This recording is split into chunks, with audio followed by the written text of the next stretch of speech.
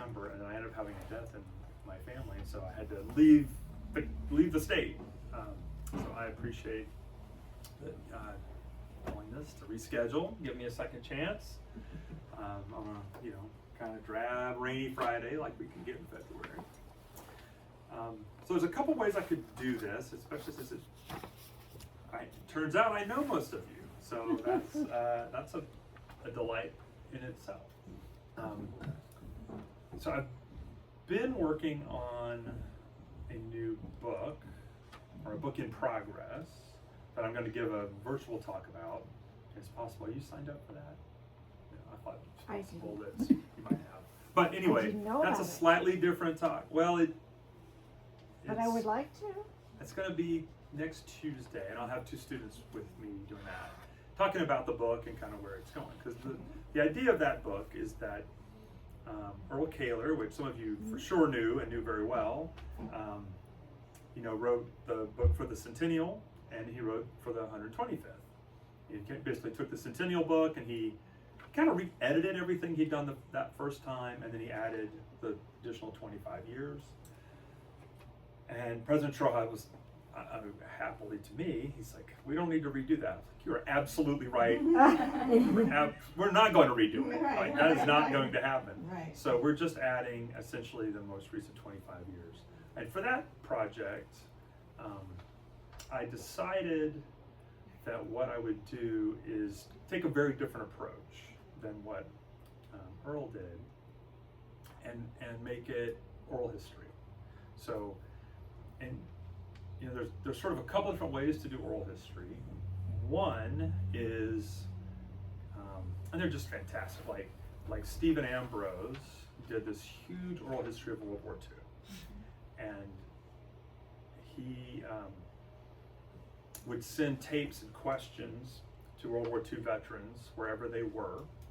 First they got in touch and find out if they would agree to do it, and he would send it, and they would record themselves and send them back. And then he had all these folks in New Orleans who would transcribe them. And then he, wrote the book out with lots of quotes and a lot of paraphrasing from their experiences. So that's certainly an excellent way to do it. I did not have the time that would require to do that approach, but also kind of wasn't the approach I wanted to do. So some of you might also be familiar with like Studs Terkel, of course very famous in the mid to late 20th century, radio, and then he wrote his oral history books. But one approach, and the approach that I'm taking, is you get a little bit shortened version of the person telling their experiences, right? About specifically on the last 25 years for the most part. My student researchers, as I was bringing them up to speed on Juniata's deeper history, one of them really wanted to interview 2 people who are well known to folks who know Juniata, but who had retired very early in that time. So one was Betty Ann Cherry. So this one person was reading, I made him go through and read all the Juniata magazines. And this one guy was like, who is this Betty Ann Cherry? My one student, I was like, well, that's a great question. And he said, well, I think I would like to interview her, so go to it. And then he also was really intrigued by Jack Troy. And so he did an interview with Jack Troy as well. How they're going to fit into the book, I can't quite haven't figured out yet, but they will be in the book somehow, for sure. But Jack's is great. I mean, that's the whole account of the emergence of the ceramics program. And I came to this session with you directly from meeting with, a sophomore who is a ceramics minor and had just come from, the ceramic studio. And it's just so obvious. The students for whom that matters, it matters so much, right? It's just such an important piece of who they are. So the book will capture some of those kinds of things, and it'll be a little bit of I like to say, a little bit of a choose your own adventure, right? If there are parts that you're particularly interested in, right? It's like all the athletic stuff is in one chapter. So some people that's going to be really compelling, and for other folks, it's like, well, maybe my wife is not too into athletics, and so she'd probably skip that chapter or read it last. So you could choose your own path through the book, or you could just drop in here and there in chapters because you read, well, here's who's going to be in this interview and what their perspective is. And their perspective looks interesting to me. So that will be, that's what's coming. I'm glad you're not asking me when that's going to be here, because I don't know yet. On Wednesday, I got the first of the chapters in a full rough draft form, which was the athletics chapter. So we're making progress. Still have a ways to go. So what I was going to share with you is what I'm sometimes asked to is a kind of a version that I'm sometimes asked to share to train Juniata tour guides. And so for that, it mostly goes back to some of the beginning, and some of you know this quite well already, I suspect. But so maybe the thing is, you know, I could say is that some of the things I like to emphasize to young people today in order for them to understand, this is where Juniata came from. So as many of you know, there was conversation for some time in the early 1870s among Dunkers, right? This Church of the Brethren folks sometimes called themselves and were often known, right, for their baptismal practices, right? Full body immersion for adults, right? So they were Dunkers. The conversation began around having a high school for Dunkers. So at that point, the state was sort of saying, you probably got to get through 8th grade or something like that. And the question was, to serve God and to be a good farmer, do you need more education than that? And many people in the Brethren Church at the time said, no, I don't know that you do. You would know enough to be able to read the Bible and to be able to read other religious material. That may be all you really need to know. But there was a group that disagreed, right? That group, as they continued their conversation, said, well, if we're going to have a Brethren high school, that puts us in another question, which is, where do we get Brethren teachers from if we're only finishing 8th or 9th grade? So then they said, maybe we need to ask the question, do we need a Brethren normal school, right? A college to train Brethren teachers who can then be the high school teachers that we think we need. So it's interesting how it got there, and I think often that's not always, the steps of that decision-making process is always sort of interesting. Some of the key figures in that conversation were based here in Huntingdon, especially around publishing a Brethren newspaper called The Pilgrim, right? And they had a building for printing The Pilgrim here in town. And as they approached others in the denomination said, we're really uneasy with this. But we're not going to try to stop you, but we're also not going to endorse it. So go about it if you want to, and some I think wish them luck, and some may not have wished them much luck. So they began, of course, in 1876. They met in the top floor of the Pilgrim building. There were just a handful of students, and the most fun thing to read around that, and I don't know, I bet the library has it. Certainly, it's in Juniata's library as well. But David Emmert wrote kind of the first of these books, right? So Earl did the 100th and the 125th. At the 25th, David Emmert wrote a book that's his reminiscences of those first 25 years at Juniata. I think it's a great, I reread it in December. It's a quick read, and it's really fun. And he's kind of trying to walk you through the history of things, but he really introduces you to the personalities to some degree. Like, here's what this person looked like, and here's what they sounded like, and here's kind of what their demeanor was. So I think given that those folks are pretty far removed from us in time, 150 years, I like his story. It's also a great little, he tells some of the tales too about things like the German professor they brought in for a semester and they all disliked very much, which is pretty entertaining. And the story is like he just showed up one day, like hopped off the train in Huntingdon, and he's like, "I'm a German professor. You need one?"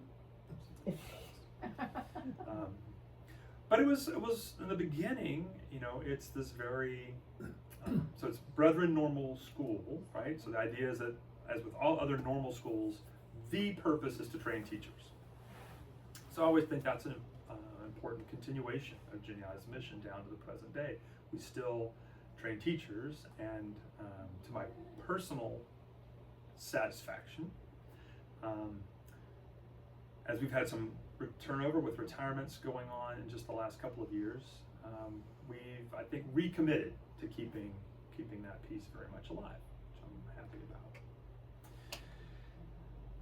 In those early days, the classroom, everybody took the exact same classes because there's only like 6 students, right? So you took all the same classes. There's no refectory or dining hall, but next door was a boarding house. And so some of the folks lived in that boarding house anyway, so they made an arrangement with the woman who ran the boarding house, and so at lunchtime, everybody came over and ate whatever she made for lunch. But it was as Emmert shows, in those days it was pretty Spartan living. They had very Spartan living situation. They ate a lot of porridge. Breakfast was kind of cream of wheat or oatmeal pretty much every morning, and I think it was quite cold to what we would expect in the wintertime for indoors. So occasionally I like to bring that up to students if they're like, "My dorm's not the best." I'm like, "Well, maybe not, but the wind doesn't come through cement block. Okay? Whatever else is going on, it was whipping through those buildings." Pretty rapidly, they began to see change, right? So that they doubled classes within even the first 6 years, the number of students. They also got some pushback from the Church of the Brethren denomination. And the Brethren's denomination said, well, this was after they had built Founders Hall, so maybe hold off, I'll get my chronology in a better order. So in those earliest years, the first 2 or 3 years, so from say 1876 to about 78, the folks who are running the school are not necessarily committed that it's going to be in Huntingdon. It happens to have started in Huntingdon, is how they look at it, because they were already here. But they're open to moving somewhere else. And to me, it's a point I like to make to the students.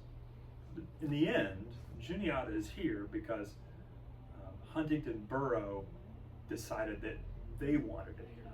So the government of Huntingdon at the time, the borough council and mayor, said, we don't want you to go somewhere else. And they were in some conversation with some other cities, and I think also with a potential location in Ohio. They said, because they said we need space, like we can't operate like this, we need some space. So the borough of Huntingdon went out and basically set up the purchase of the land where Juniata now sits. So around 100 acres of farmland up there, and they said, we'll find the land, we'll get the buyers for the land if you will commit to build your college here in Huntingdon. So that's an important thing, that partnership was there very early. And so some of you may have seen photos. They're photos from what the landscape looked like in the late 1800s. And of course, we live in a time where there are 1 million more trees in Huntingdon County than there were back then, right? They had everyone had cut all the trees out of central Pennsylvania. Okay? And so either it was cut for farmland or it was cut for firewood or for timber. But the landscape, I think, to me, is a little bleak and a little stark. Right?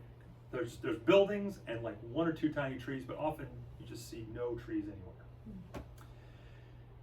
So when they built Founders Hall, right, which is in 1879, if you may have noticed on the bell tower of Founders, it says Brethren Normal College.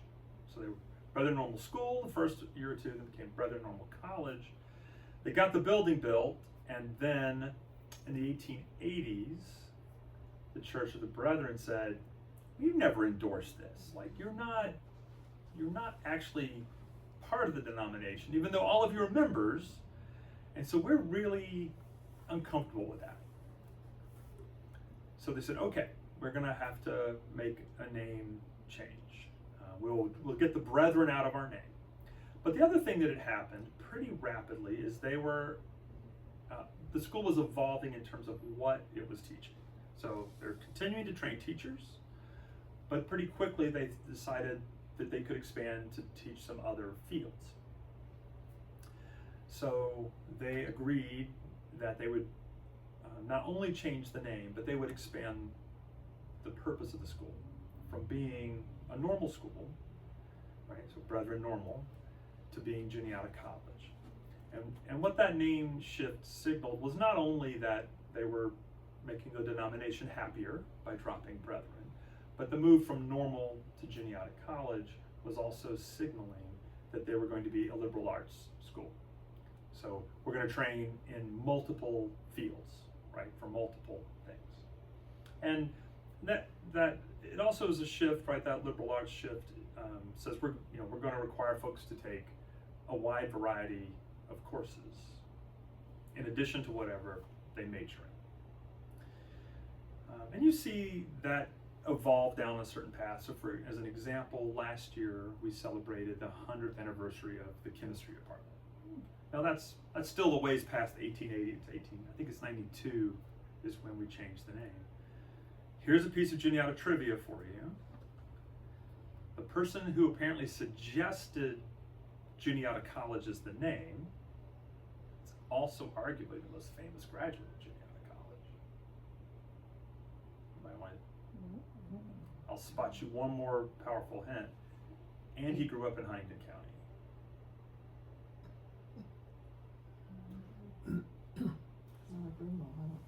Yeah, Martin Grove Broomba. This is where Martin Grove Broomba enters the story, right?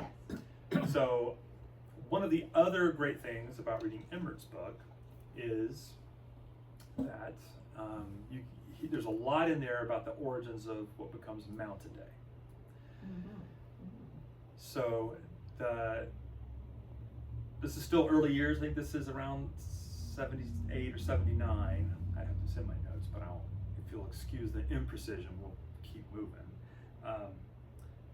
There was a smallpox scare in Huntingdon. So there were 2-3 people who had symptoms that looked like smallpox or measles. And chickenpox, those symptoms can look pretty much identical. There are only about 3 doctors in Huntingdon Borough at the time. And there's some hint that the 2 main doctors don't agree. That one thinks it's smallpox and one's like, I'm not sure it is. But back then, smallpox is an absolutely terrifying thing. So the folks running the school decide, Brumbaugh, Jacob Zook, and others say, all right, we're going to send the kids home. We'll send all the students home, and we'll just have to we'll call them back when this is over. Most likely, it was not smallpox, because the borough would have had more deaths than it did. So it was probably a particularly rough version of chickenpox or measles. But in some ways that doesn't matter, right? Because if people are acting as though it could be, so they're taking action. Some of the students who came from farther away, in particular some students from Ohio, although I don't think all of them were from Ohio. I think it was maybe 3 or 4 from Ohio and 1 or 2 from Pennsylvania, but they were from further away. And the train was how everybody was getting back and forth to Juniata back then, not surprisingly, right? So one of the folks involved with the school said, all right, well, it's maybe not going to be safe to keep them in town. So let's go somewhere remote. We've all lived through COVID experience, right? So the idea of isolating yourself, and so we get in our little bubble, and not much chance of any of us then getting smallpox. So somebody remembered that there was an old timber camp, not that old, I say old, you know, again, from reading Emmert, it maybe still got used by hunters and trappers and stuff, but it had been built maybe a decade or more earlier to serve a sort of timbering unit. I was trying to see if I could figure out where this was. It's possible it's under Raystown Lake now, but it's somewhere in the general kind of, it certainly would be on Army Corps land now, let's say that, right? And it wasn't too far from like Balance Rock and stuff, because they would go there like that. They knew about it, and that was walking distance. Of course, what their idea of walking distance is versus ours, that's also, but it was hard to get there back then. So they would take, ultimately took wagons, and they moved to this timber camp, and they basically try to take what they think they were going to need with them. So they're taking flour and cornmeal and things like that, and then they move into the timber camp for I think a couple months. So they're cutting their own firewood. They're sort of continuing their studies because there was not much else to do. And there was this neighborhood kid, a neighborhood in the loose sense. So the next closest homestead to where this was the Brumbaugh family homestead. And so a young, I think he was like 9 or 10, M.G. Brumbaugh, like, this is the most exciting thing to happen in the last couple of years. All these people are staying, in walking distance, and so he would just come over when he would finish his chores. He would come over and hang out with all these folks. But the impression you get is he grew up with, as people often did then, but not a ton of supervision. He had his chores to do, and he had some lessons he had to do. But then it's just go explore the woods, do what you want. So he knew the woods in that area really well. And so he would take them on these hikes to show them cool things like Balance Rock. And so he became almost a little bit of a mascot or something to the group of people living in this sort of remote situation. It would take us 13, 14 minutes to drive there, I suppose, today. That all passes, and they come back to having a regular school year the next year. And with the folks who had gone to their homes, they reconnect with the students and the faculty and so forth who had lived together near now the lake.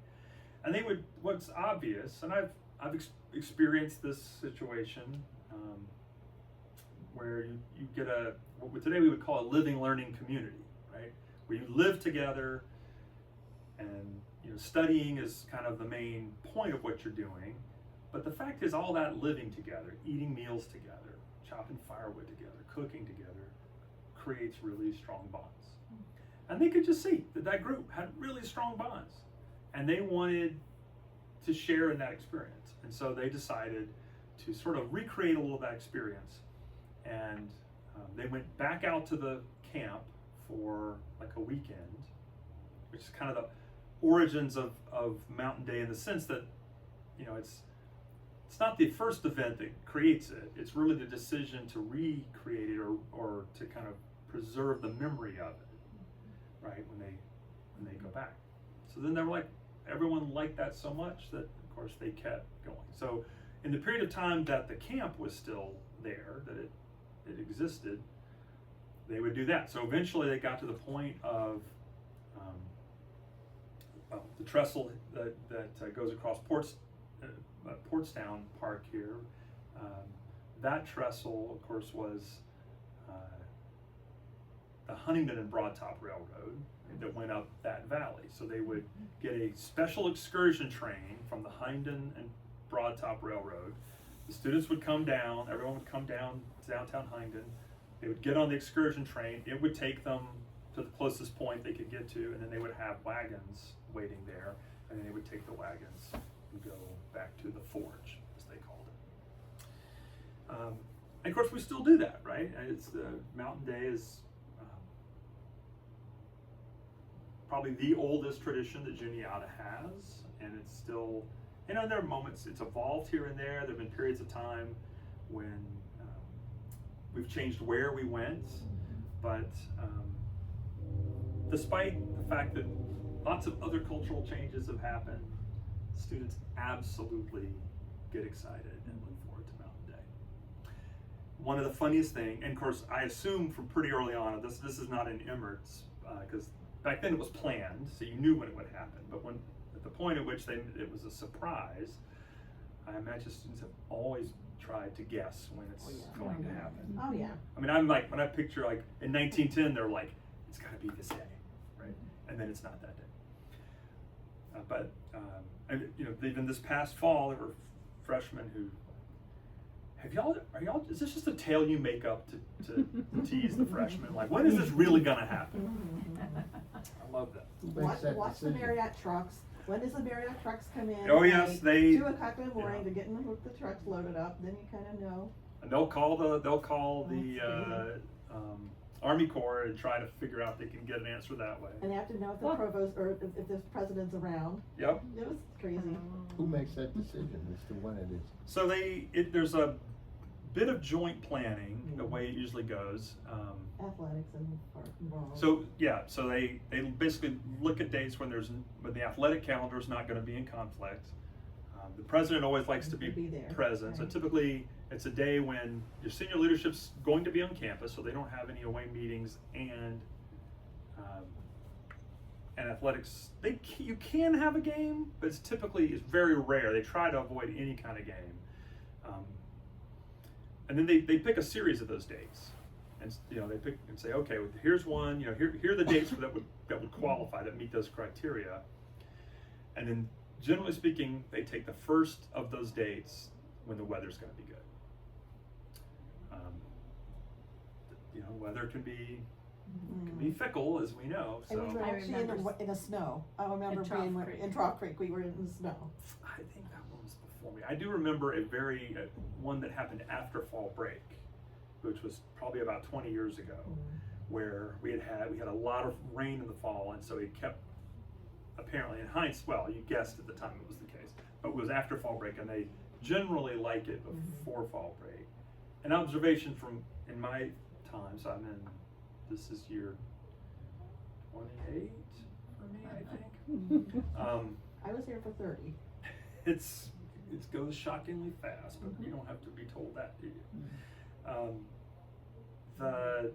One of the changes that I think that's happened is that Mountain Day happens a little earlier now. And when I first came, I thought of it as a fall event. Leaves are changing and that kind of thing. It's moved a little earlier, and so I would say the students, the alumni of recent years and current students, they expect it to be warm enough that they are going to swim in the lake. So that's a little bit of a shift. And here, that can be 2 weeks apart. That's not a huge difference in time in terms of how the temperatures. This past year, it really was like a week. Like, they had Mountain Day when they had it, and then a week later, to me, it was entirely too cold to get in water. I might have different standards. I might have different standards, and I grew up in the South where Right. I expect water to be kind of warm. Yes. So there is that.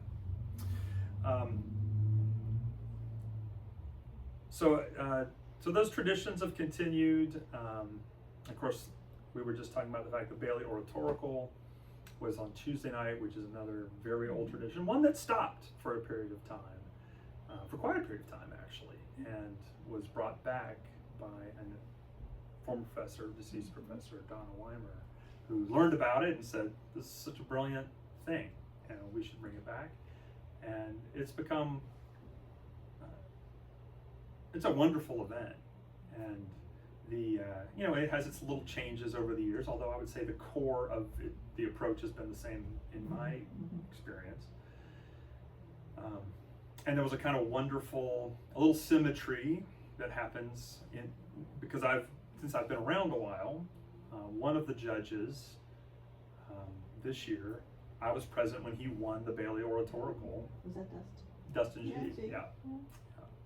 So that's pretty kind of neat. And you they won often. it too, right? She won That's it. true. I think it was a little before won my it. time. I think you won it twice. 90 something, yeah. right? Or no? 94 and 5. 94 and 5, just a few years before we got here. Yeah.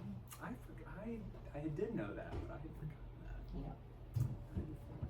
Yeah. It's grown, it grew, it's just How many people crazily come? under Donna. Yes, yeah. I mean, it's, and we were talking about the fact that one of the things I love about it, which I was saying with them, that there's something really wonderful about the idea that you've got 18 and 19-year-old people, and you can feel their excitement, this excitement in the room for a speech contest. Mm-hmm. It doesn't have to be that way, Right. right? Like the fact that enthusiasm, that it, new members to the community, first-year students come in and they catch on to the idea that this is a big deal and there's a lot of excitement without having ever seen it.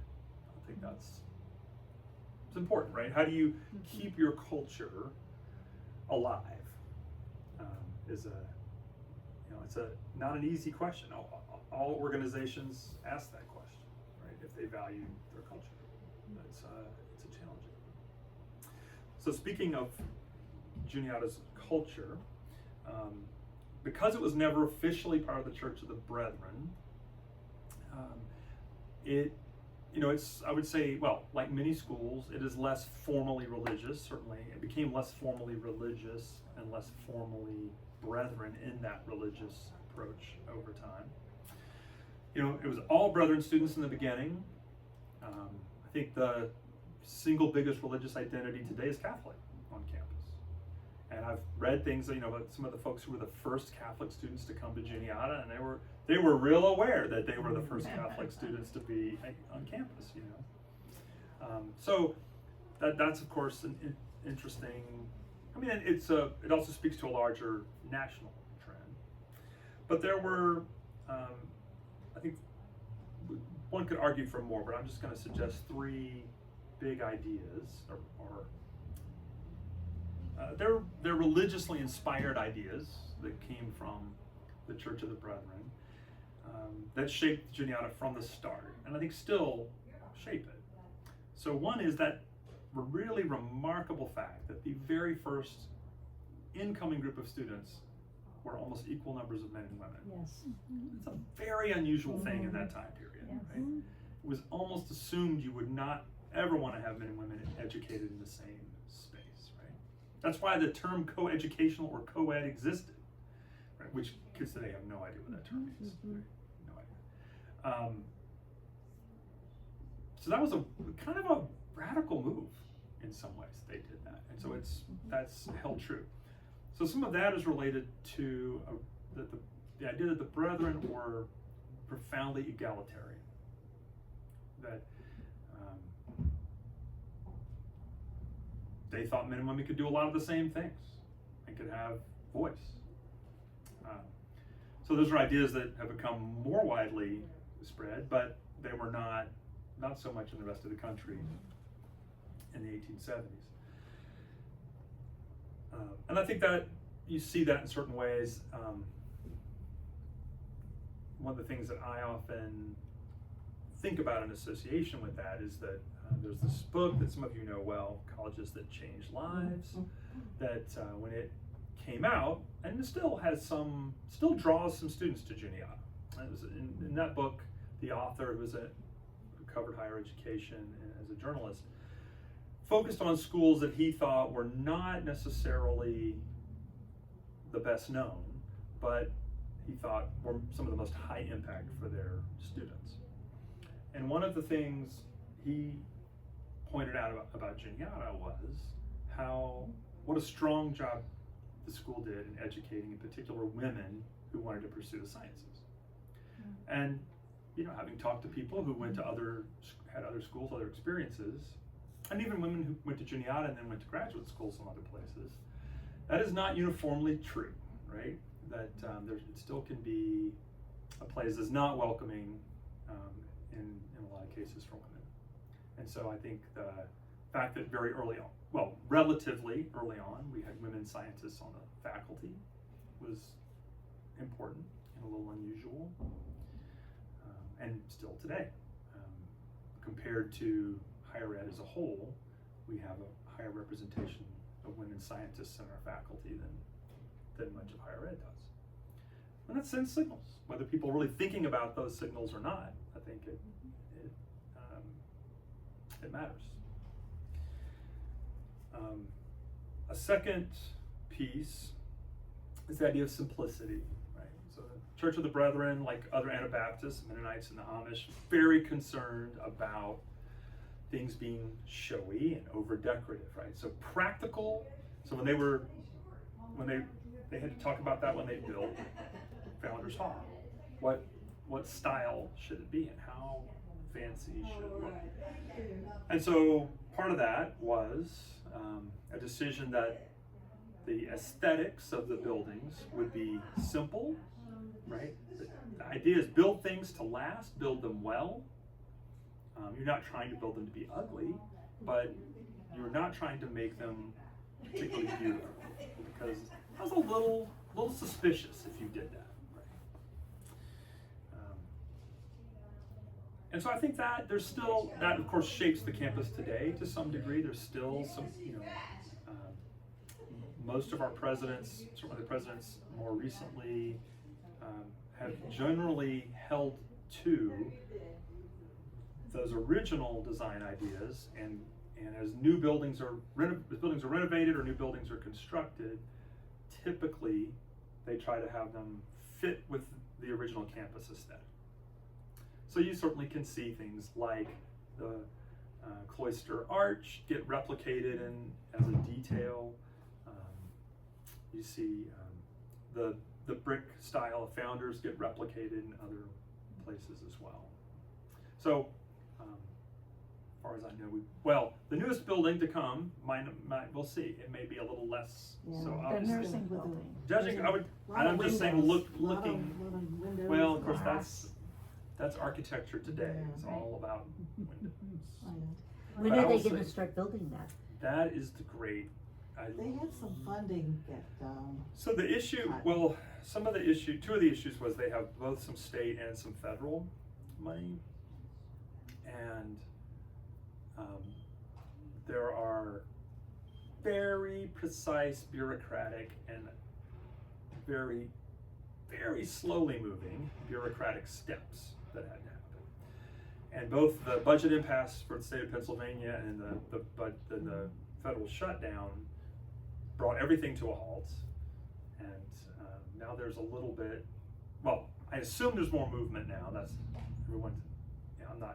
I'm not at that level, so I don't hear that stuff until it's more public as a rule. There is a thing where I'm a part of that will go in that building that was associated with the state funding, which is that because some older buildings are being torn down, the State History Preservation Office, SHPO, in Juniata's kind of negotiations with them about things, they wanted this is something we could maybe do for a future thing. They kind of conceived of a thing called the West Huntingdon Historic District. I'd never heard of any such thing. That's because it didn't exist before this. So, and don't ask me how many hours me and Catherine Blake and others spent trying to figure out what a West Huntingdon Historic District is. Yeah. But basically the idea is that given that downtown had been made into a historic district once, it was kind of this sort of next phase of Huntingdon's growth historically, so it begins past that. So I think it starts around 12th Street and kind of basically includes the college. I might have drawn the map differently, but no one asked me to draw that map. At any rate, there will be some interpretive stuff in the building about the history of that part of Huntingdon. So what businesses were there. Of course, fiberglass has been there for a very long time, as an example. Our church, the churches. 50th anniversary. Yeah. 15th Street Methodist had Yeah. 150th anniversary last year. So there's 4 houses of worship at least in that, within the map that they drew. Street, yeah. The college itself, and some might have, I don't know how much we'll have about the college, because I think we feel like we have other parts about the college on campus. But anyway, so we're starting to, just getting to work on that with some students. So that could be something we could it was too One thing that was spectacular. interesting about Founders when it was built is, and you know this of course, but they wanted a church inside on the first floor where Where your the office used to registrar, be. right, yeah, and the registrar's office and all those, that used to be the Chapel. chapel, but they didn't want any pillars, they didn't want anyone to be, not allowed, they didn't wanna be sitting beside pillars, so they put these huge beams on chains and was suspending the whole building on these chains and this huge beams. And whenever I was there, the top floors were condemned, and Oh, yeah. I would go up and look, and literally the floor would be here, and the wall would be here. It would literally, oh, so sorry. They would literally like separate the wall from the Yeah, floors, They were just bowing out. and they were just bowing out, and they just weren't even able to. You could see all the way down through it.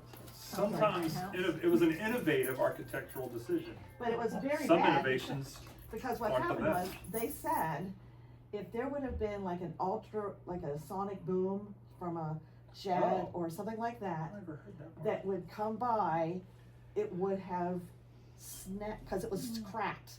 The main beam, this great big beam, was So they actually could just cracked. come And apart. if there was a sonic boom or an earthquake or something like that, it would have literally let the whole building come down. And that was something we found out pretty much when I first started working there. It's a good time to learn that. Yeah, Well, but I that do was very interesting. And you know, I think the Founders Project, so those top floors were abandoned in the Yes. 1970s. Probably remember when that happened, ish.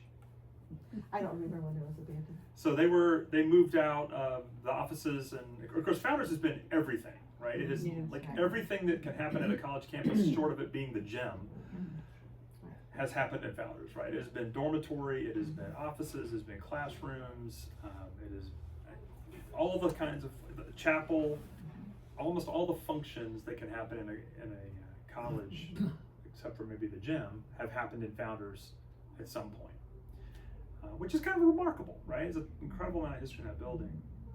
But because of that engineering flaw, it was very much at risk of losing its oldest and its main academic building. And I think there was a long period of feeling a little at an impasse. Again, this is talking to different college presidents about it, that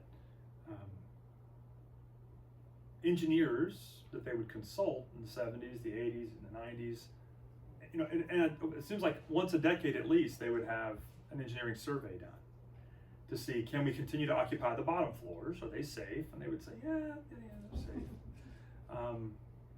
But they would also kind of say, I'm not promising you about this building in the long term. And they really struggled to figure out, how would you restore the building?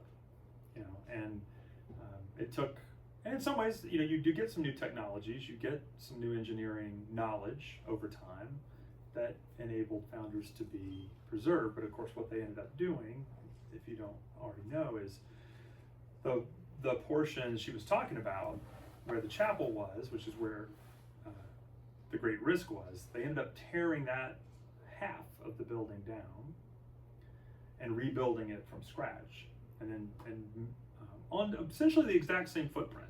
So it's the same footprint, so the proportions are preserved. But they were like, there's just no way to retro engineer that building in that portion. In the older historic portion, my office is in that portion. In that portion, they also had to, they gutted and renovated. And as part of that work, so, you know, in some ways that's great because you get all new water and sewer and electricity, and you get everything up to code and all of that. But there were some really delicate moments on that. There had been a stairwell added to the back of the building. That was cement block that was added to the back as a fire escape. It was partly to help it continue to be usable. But it didn't match, and they figured out, the architects, that if they tore that down, that gave them really valuable access in renovating the old part.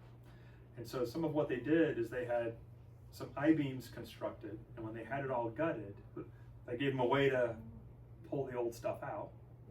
Don't get me wrong, there's still 2x4s, and of course they're really 2x4, in the walls of that old part, right? And what they did is they came in and put new, you might say modern 2x4s and stuff next to them, sort of shored them up. And then they brought these I-beams in on cranes and put them underneath the floors, which was a fairly, well, I understand, quite a delicate operation to try to pull off. And then at the end of that, they built back over the footprint of that stairwell, which are offices and lounges now. And then the original stairwell, the bell tower stairwell, for those who remember it, you know, with these beautiful hand-carved rails, that it was not truly a circular staircase. It wasn't a true circle, Kind of half. but it was like a, yeah. And so it had this really wonderful old elegance to it, and thousands of hands on those handrails. And the so, men were only allowed to go up one side, and the women were only allowed to go up the other. well, ankles Yes. being what they are. But so they had to take those out because there were, you know, no one was going to give you approval to keep. They're nowhere near matching code, right? And so the other thing you had to do was tear out the interior of that bell tower, so that there was a stretch of weeks where that bell tower is literally just bricks held together by mortar and their own weight. And the folks involved in that construction project said, you know, those were worrisome weeks as they excavated the interior to build a new foundation on the interior of it, and then they built put in four sort of steel columns up through, and then brought in, you know, modern steel and cement steps that are code level. But it worked. But it was certainly a delicate and not a project that was without risk. It was. I try not to forget that. We've been in that was about 2009, I think, when we finished and moved in. Yeah. And so it's been a while now, but it's easy to forget. With Even though the it wasn't long blue and ago. white tile or so, when you walk in there, and just, you know, it was beautiful. It was absolutely beautiful.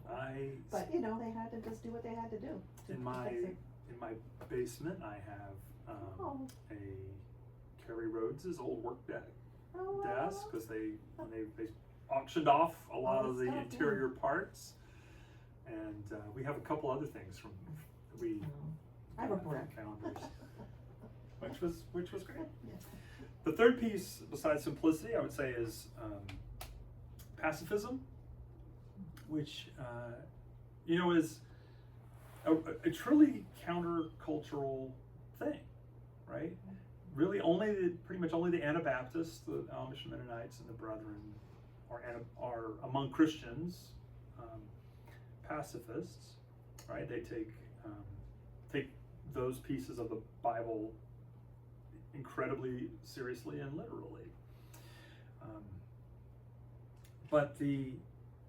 And so an aspect of that has been, you know, Juniata's never had ROTC, and right, and that's part of the reason why, right? It's like, well, our heritage has been this.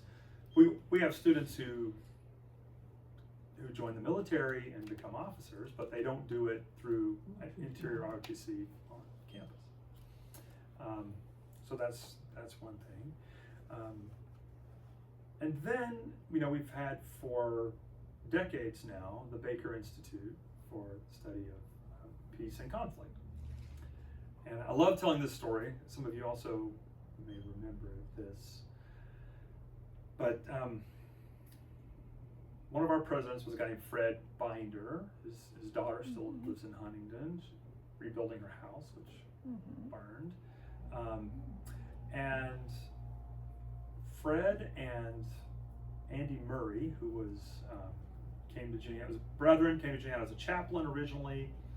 He did his doctorate, and then he became part of the faculty working on teaching peace and conflict studies. So he and Fred Binder had a little rivalry kind of thing going, you know, a certain amount of banter and whatnot. And Binder loved swimming. He was an athlete, that was his sport.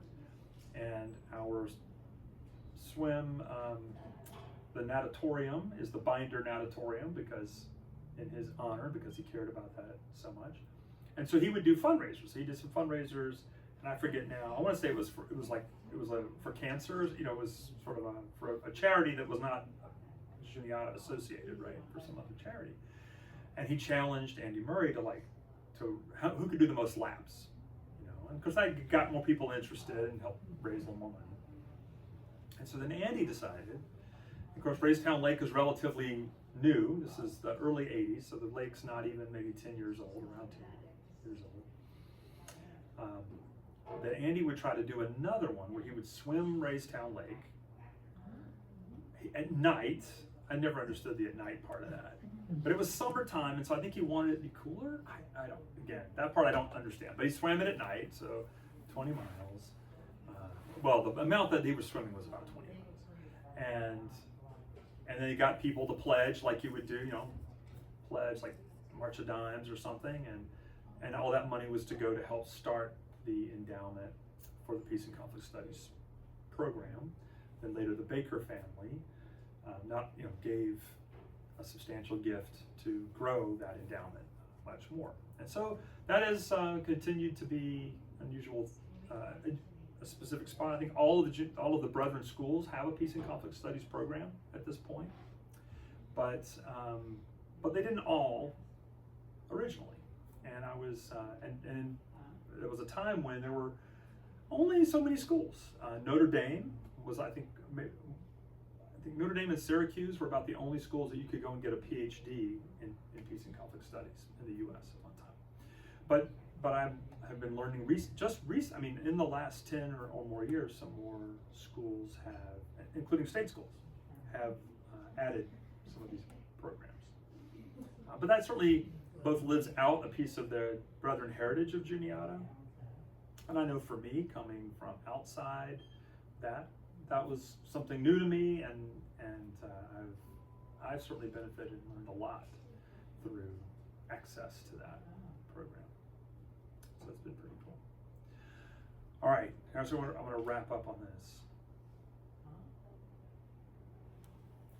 So one of the things I've tried to think about is, like, you know, who among Juniata's alumni are some of the most high impact, maybe at a global level.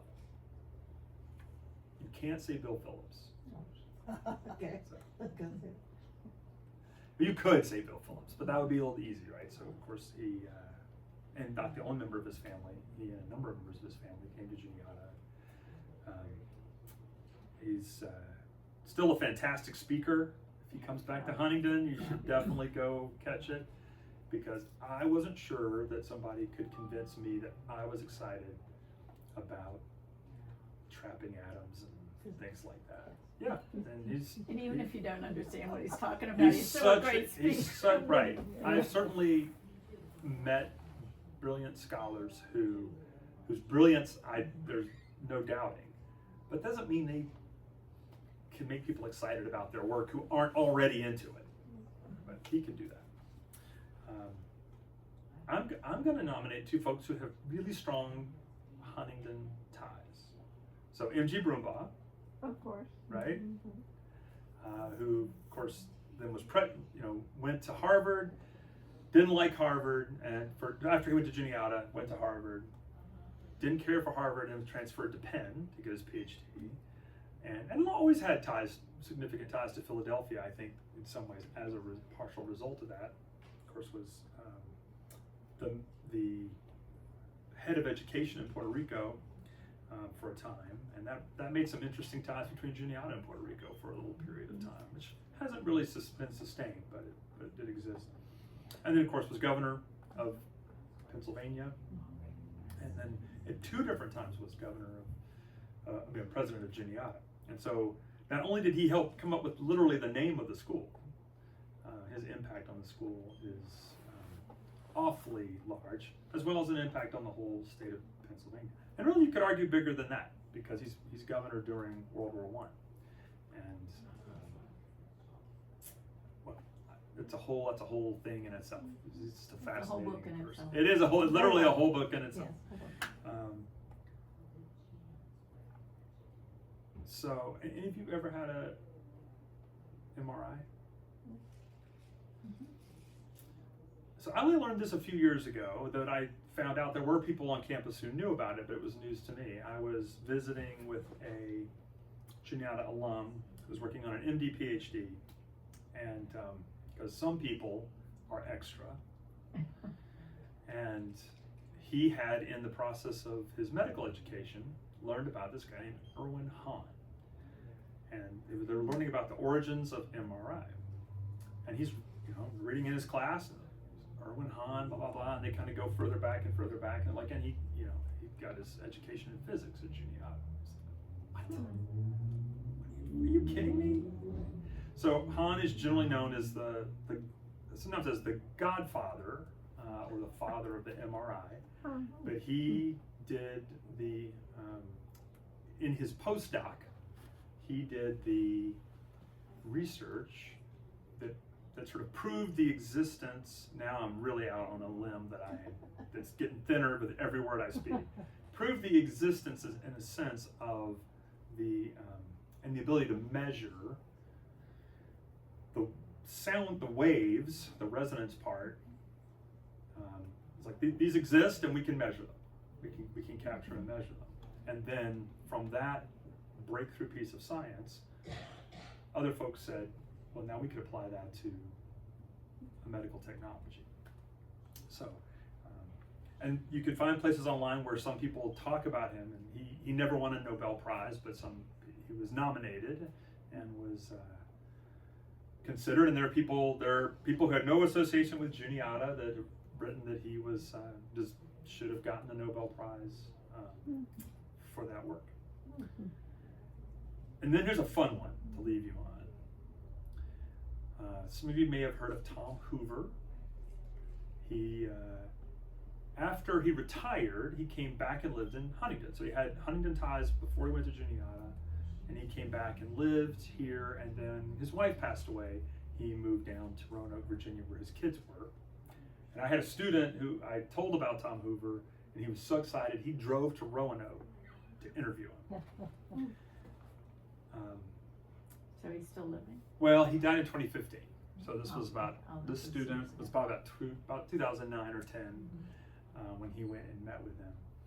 So Tom Hoover was a physics major. I think it was before the POE. He was a physics major. Got out, served in the Army. The draft was on, and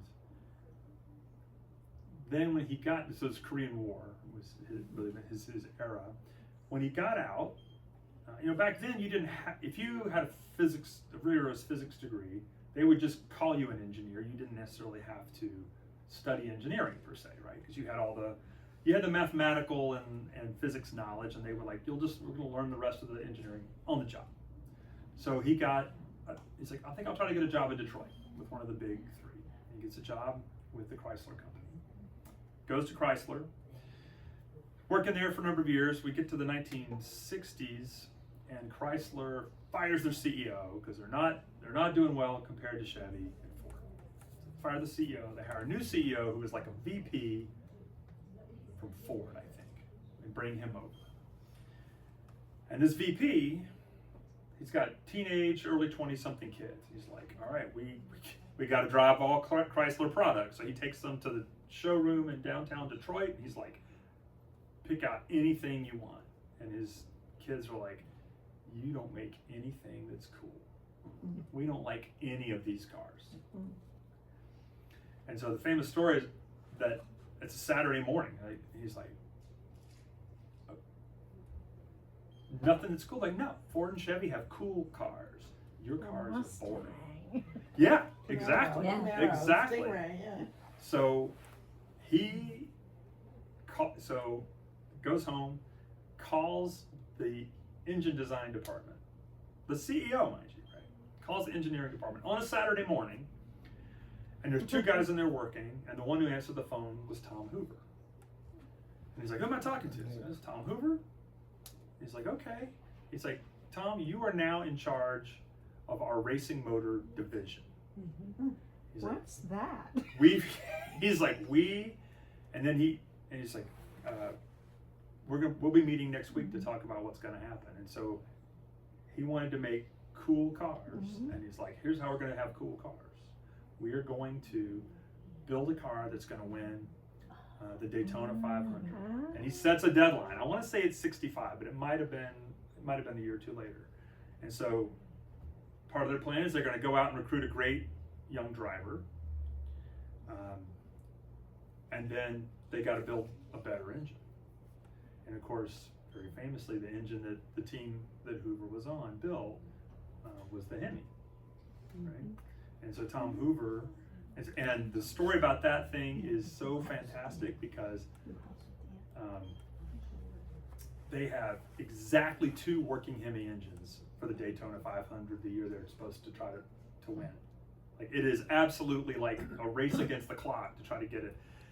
One is in the actual stock car, and it gets damaged in the qualifiers, and they are driving the other end. The other engine is in the back of a station wagon. They drive it down from Detroit. I just love that image. Of course, they do win the Daytona, and it ushers in, and often considered the engine that ushers in the muscle car era in some ways. That's cool. And Tom Hoover is in the stock car Hall of Fame for his Yeah, design. he lived down the street from where we live. Yeah. Oh, yeah. Yeah. Yeah. Because were y'all already here by then? Yeah. Okay. Yeah. I wasn't sure. I wasn't sure exactly when y'all got back. Now, but I knew the story. I Yeah. never heard that story. I love that story. It's That's just cool. so cool, and very. So I mean, he's not a flashy guy. He's not like he's going to be like, you know what I did. I invented a better engine than you did. But when my student went to visit him in Roanoke, he did say that the coffee table that he had was a Hemi engine sliced through with a piece of glass on top. I thought it was pretty cool. That's very I cool. thought that was like, I'd like to think I would do that too if I could invent an engine. Thank you for your attention. Can I just say one Yeah. thing? Betty Ann Cherry's dad Yeah. helped to write the GI Bill after the end of the war. I don't know that I knew that. I didn't even know who Betty Ann Cherry was, but her daughter worked here. Ann Yes, worked yes. here. And Ann told me, and Betty came and I talked have about World War questions when I II. see Betty Ann now. That's, Had you ever heard I that? don't think I knew that. No. I know he was part of like bringing people like George Dormakowski. Yes. Oh, that's a And wonderful bringing story. Yeah. that Oh, into yeah. the That's a community. whole right. Yes. A That's whole another other story. wonderful. Betty Ann is. And is Bill so Van much Liebig knowledge. is Oh, yes. also significant. Oh yeah, absolutely. Yeah. I mean, So was really. And a local, well, and Fogel, who is he didn't finish at Juniata. He came to Juniata and played basketball as a student for 3 years, and transferred to, I think it was Kentucky or Louisville, because he decided he wanted to be a coach. He's like, I'm not gonna ever make the NBA, but I'd love to coach basketball. And so he, in the 90s, those two schools both had incredible coaches, and so he was like, he talked his way into, it's like, I'll do the dumbest, most menial job that you need on this coaching staff if you let me just volunteer as a senior. And so he did, and then they let him be a graduate assistant. Of course, he's been coached multiple NBA teams now, and won, coached the Lakers with LeBron, and won the Chuck NBA Knox. championship. Chuck Knox is who I. Never heard of him. No, he's lying. I know he's lying. Now, the This name, is the name. you mentioned Broombach came up with the name. Is the name based on the river or Indian tribe? Well, both, I think. I think in many ways it was, Good question. I don't know how much you could separate the two, but for sure, Juniata did, and it was a bit later that, because, back in the early 1800s, you didn't have to have a school mascot or anything like that. That became a thing as you got close to the 20th century and into the 20th century. Then your school has to have some kind of theme and a mascot and all that. And so that then, they decided, to be the The Juniata Indians. Indians, right? And so everything was named with that for a pretty good while. Not quite not just about 100 years. I think it was, In I forget what the first date was. I think I have it in my notes. late 80s, early 90s. I was trying to when they adopted the Indian as the I know there was some mascot. definite like kickback on it because they didn't wanna change. Yeah. That's what it had to do it. Well, that's like IUP. Yeah, all these. And 1894 is when they did the name change, but, oh, I know I had it in here. For some reason I'm not spotting it.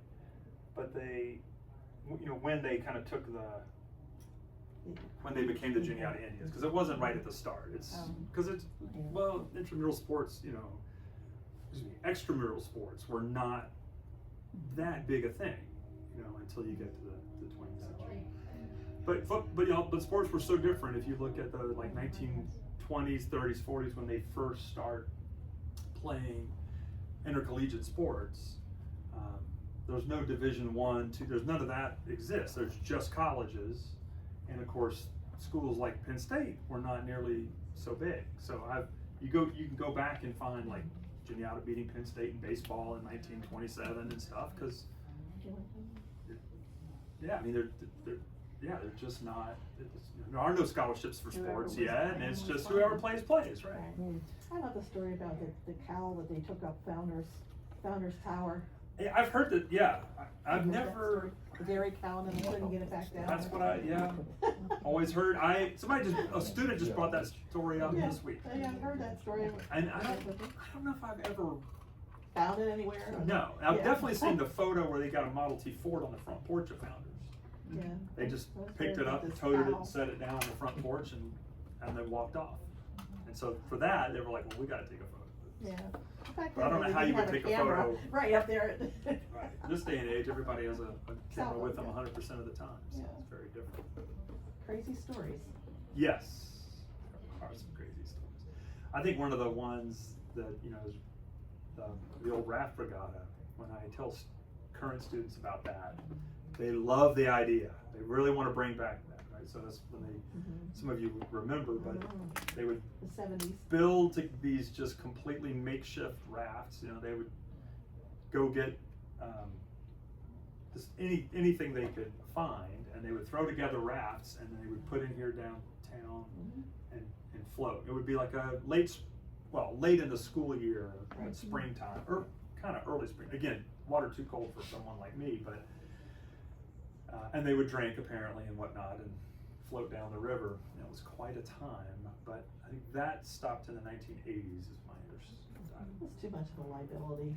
They wouldn't be able to do it anymore. Risky. Yeah. And I think there were some issues with, people being too creative about how they sourced materials and things like that. So.